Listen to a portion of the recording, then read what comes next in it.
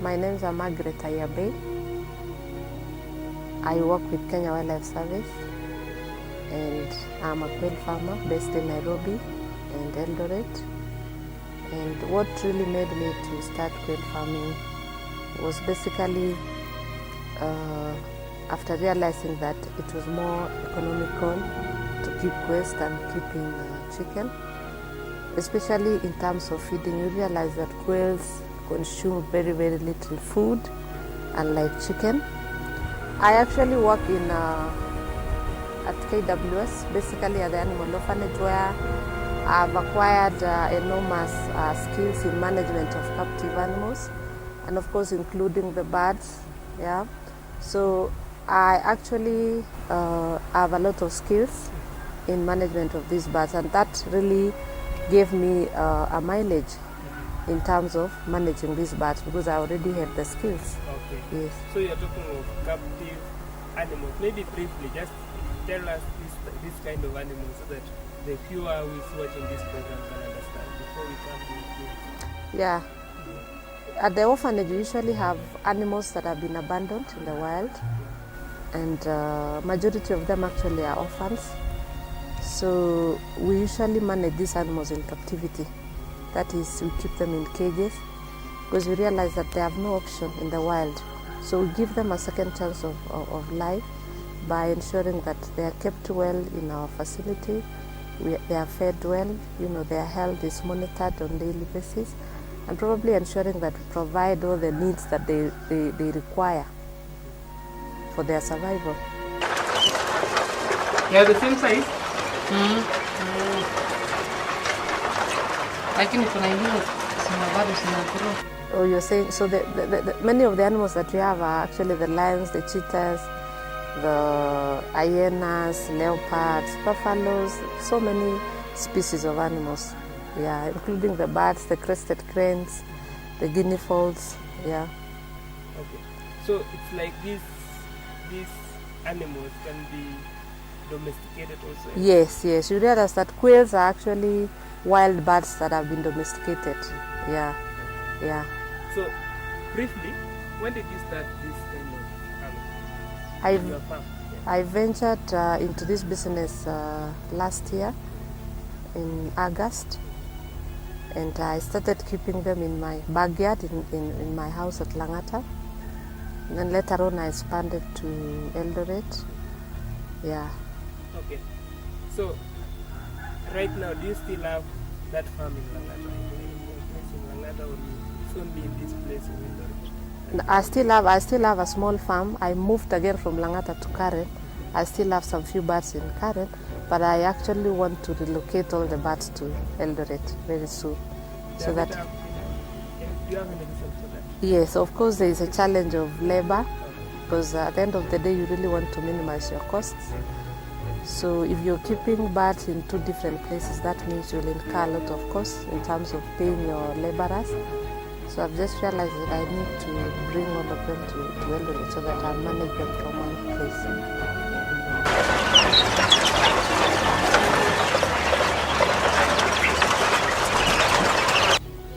How do you balance effectively the farming as well as you working in your life? Of course, there is that need to balance your work, yeah, which is very, very important for you to improve your productivity in your workplace. So I usually plan my time very, very well so that when I'm supposed to be working at the office, I should be in the office. And most of the time after 5 is when I do now my work on quails, yeah. And I usually even have people that come for training, so I usually reorganize them so that they're able to be trained after 5 or on weekends, yeah.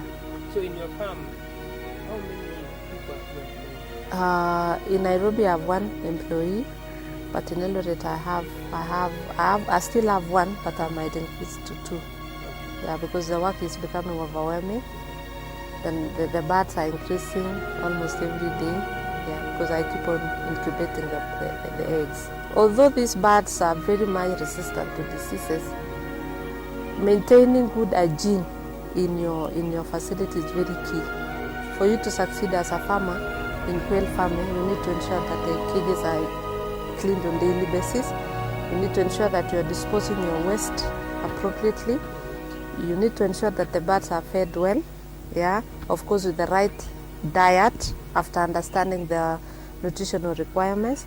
You need to ensure that, you know, the eggs are collected on daily basis, yeah. So they actually require a lot of attention, but again, they do not really have a lot of work, because when you feed them, like when you clean the cages in the morning and you give them food and water, then you can go up to one, come back again and give them the same. So they really do not require so much attention, unlike chicken, yeah. Do you feed them like poultry or there's another option?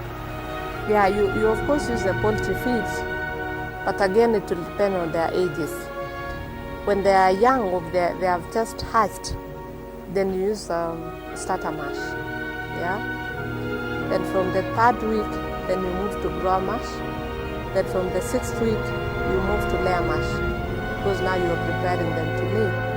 But again, for you to maximize on the output of the eggs, then you have to, when they start laying, you give them layer mash, but you also supplement the same with things like wheat, yeah, sorghum, things like groundnuts, you know, skuma wiki, stinking nettle. They are very, very good as supplements. Okay. Yeah, I used to keep chicken here in Eldoret. Yeah, the broilers. Yeah, yeah. So in comparison, are you seeing A big difference. A big difference. Yeah, the returns are usually higher in quail farming. Yeah, because you'll sell the egg, you know, more expensively, and also the chicks, they're very expensive. So you realize that after keeping the broilers, it's more cheaper keeping quails than the broilers. Can you estimate the cost of feeding in comparison with chicken and poultry? We can actually compare this on maybe per chicken or per quail, because in a day for a quail it can consume 20 grams, but for chicken it's 100 grams a day. Yeah, so you can work out from there. So it's more cheaper. Yeah, so like if you have 100 birds, quail birds, if you have a 70 kilo bag, it can take you almost a month. Yeah, but you see, for broilers you'll have to buy several bags, like 4 or 5. Yeah. Okay. In Eldoret or even in Nairobi, did you see other farmers having the same idea? I was not really the first one. We are farmers that started this business long time ago. I know of 2 farmers. One is my neighbor, who started long time ago. I also have a farmer at Karen called Mr. Mudhamia, who has been keeping these birds for many years, including the parrots, the peacocks, and other different species of birds.